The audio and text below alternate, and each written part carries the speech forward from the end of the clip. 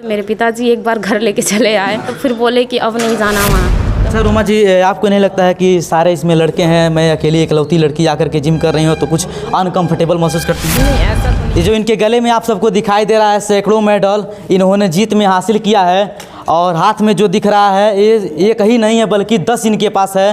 कौन कहता है लड़की कुछ नहीं कर सकती है? लड़की बहुत कुछ कर सकती है। क्रिकेट हो, हॉकी हो, वॉलीबॉल हो या फिर रेसलिंग हो यानी कि कुश्ती हो, लड़की बहुत कुछ कर सकती है। ज़रूरत है उसको आगे फील्ड में लाने के लिए।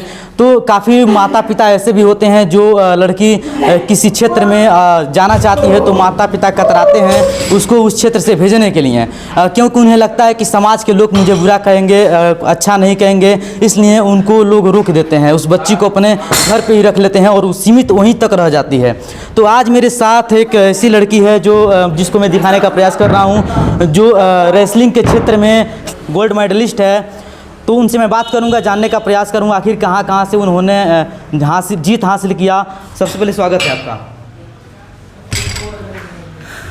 आपको और आपके सभी दर्शकों को मेरा नमस्ते। अच्छा, कहाँ से आपके पास वो जज्बा और जुनून आया कि मुझे रेसलिंग के क्षेत्र में जाना है, और आपने आज सैकड़ों अवार्ड जो है हासिल कर लिया है? 2018 में दंगल मूवी देखे थे तो वहाँ से मतलब ये लगा कि हमको भी कुछ करना चाहिए। अच्छा, और सबसे ज़्यादा इंस्पिरेशन जो हमको मिलता है वो मेरे पिताजी से मिलता है। क्या आपको ऐसा नहीं लगता था कि रेसलिंग क्षेत्र में हम घर से बाहर जा रहे हैं तो समाज के लोग क्या कुछ कहेंगे और मेरे माता पिता भी मुझे रोक देंगे? किसी ने कहा है कि अगर ज़िंदगी में आगे बढ़ना है तो लोगों की बातों को दिल से लगाना छोड़ना पड़ेगा। किसी भी इंसान को आगे बढ़ना है अच्छा, तो गांव समाज का जो मतलब भला बुरा कहते हैं लोगों वो उनको इग्नोर करना है, उसको इग्नोर करते हुए आगे बढ़ना है लाइफ में। अच्छा, काफ़ी लोग लड़कियों को कमज़ोर समझते हैं, क्या कहेंगे?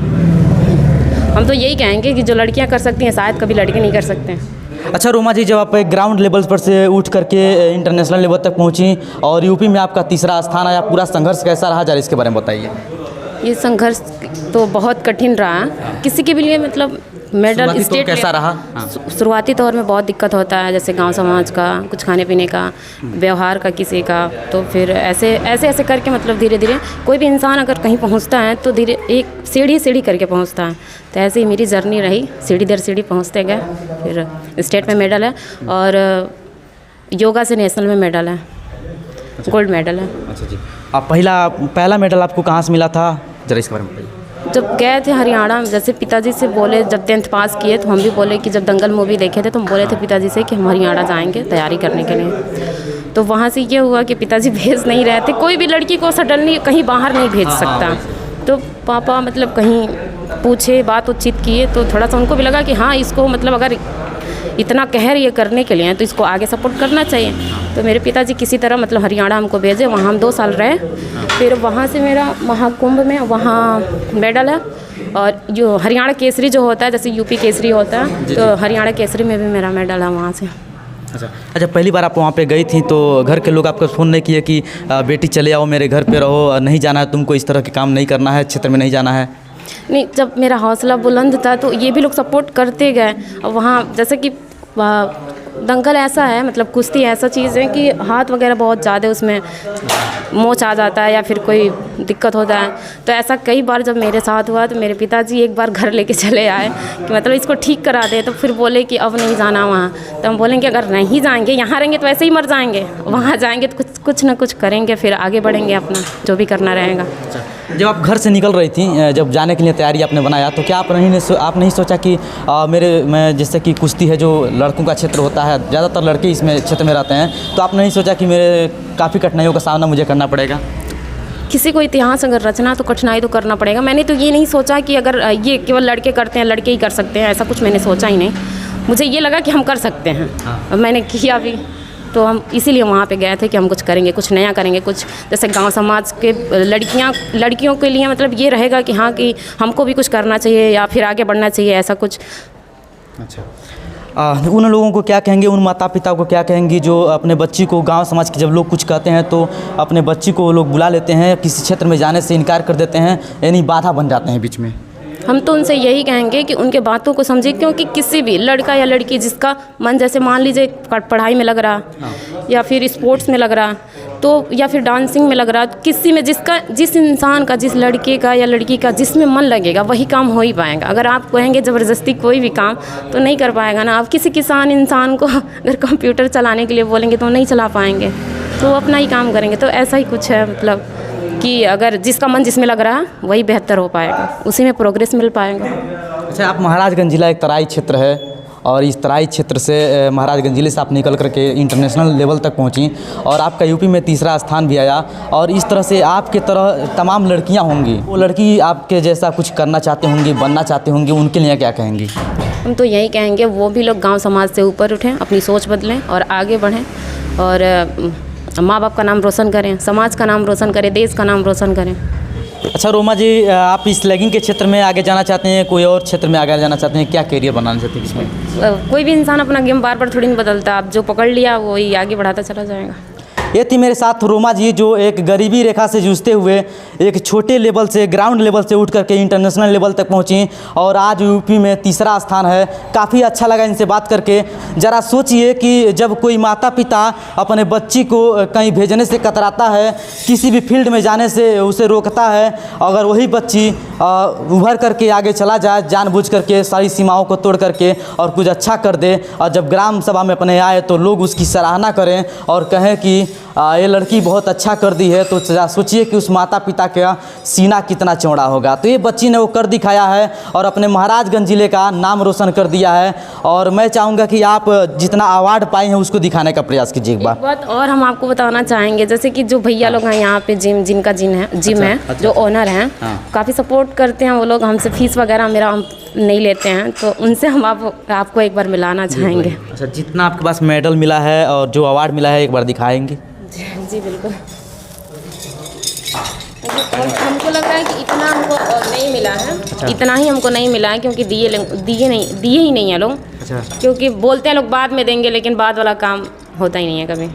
ये जो इनके गले में आप सबको दिखाई दे रहा है सैकड़ों मेडल इन्होंने जीत में हासिल किया है, और हाथ में जो दिख रहा है ये एक ही नहीं है बल्कि 10 इनके पास है, 15 इनके पास होगा, जिनको मैं लाने से मना कर दिया हूँ ताकि वीडियो में ज़्यादातर कहाँ एक ले करके रख पाएंगे।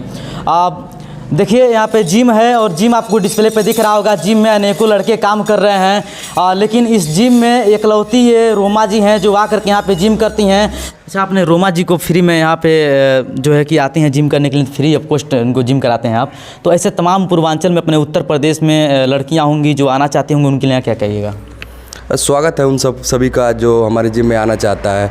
और हम बहुत से सारे लड़कियों को ट्रेनिंग दिए हैं, यहाँ पे बहुत सारी लड़कियाँ आई भी हैं। हाँ। लेकिन उनमें से कुछ अलग प्रतिभा को देखा गया इसके अंदर, और उस स्टैंडर्ड का कोई नहीं कर पाया जिस स्टैंडर्ड से ये जिम करती है लगन से। उस हिसाब से कोई लड़कियाँ हमको नहीं दिखी, इसलिए हम इनको पूरा छूट देते हैं। और कोई भी गेम हो, कोई भी खेल हो, उसमें आप प्रतिभाग करिए, हम आपका साथ देंगे।